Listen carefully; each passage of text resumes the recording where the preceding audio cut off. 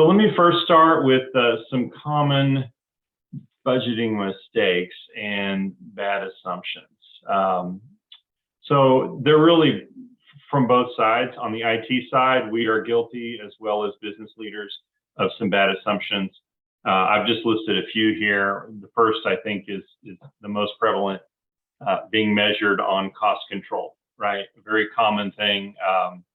CFOs in particular, you know, apply this metric and want to see a comparison.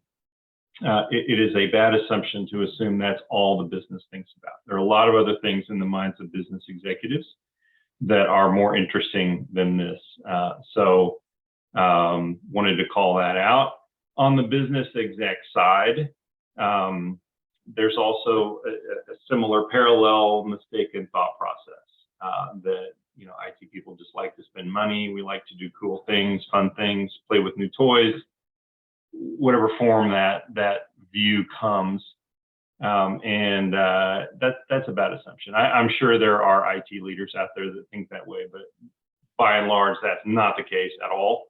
And I think generally people are all about, you know, doing what has the most impact for their company. Outside of lights on, you know, only really projects that get sponsored by the business or started and initiated by the business will probably be approved. That's another faulty assumption. It commonly happens. And part of what I want to do in this webinar is call out some of these common mistakes and the thought process that leads to them, and get you thinking on a little bit wider view of what IT can be and how to get that seat at the table. On the business exec side, they think that we're focused on the lights on and the IT view of the world, and that if business leaders don't bring things to IT, they probably would never be proposed. So also a faulty assumption, by and large, if you're painting with a broad brush. And so again, I think a lot of what we're going to talk about in this will lead to behaviors and hopefully break down these bad assumptions on whichever side of the aisle that they're occurring. You know, IT often treated, and we see ourselves too often, as just an enabling back office function. Certainly has been that since the 70s and 80s.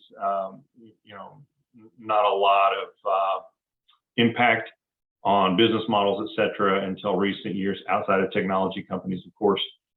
That is changing, and it's changing quickly and dramatically. So I want everyone to sort of align with the trends and what's possible and what's happening. And too many C-suites and boards do believe that, you know, if you can be efficient, be affordable, if IT can keep everything running, keep us from being hacked, keep everything backed up, et cetera, pass our audit, that that is the pinnacle.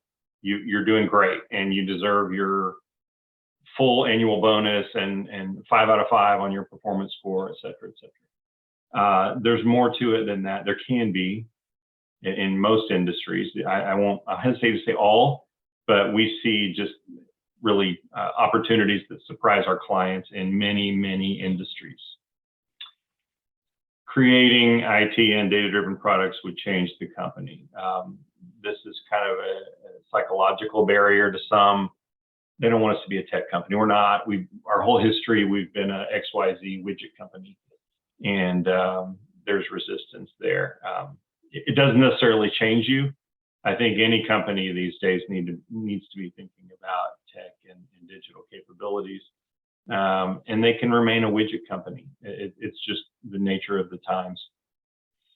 And on the flip side, there are many business executives that think, you know, if they've survived the wave up to now, it's 2022. If they've survived it up to now, they probably will survive it. You know, all the disruption is probably gone. Really nothing can be further from the truth.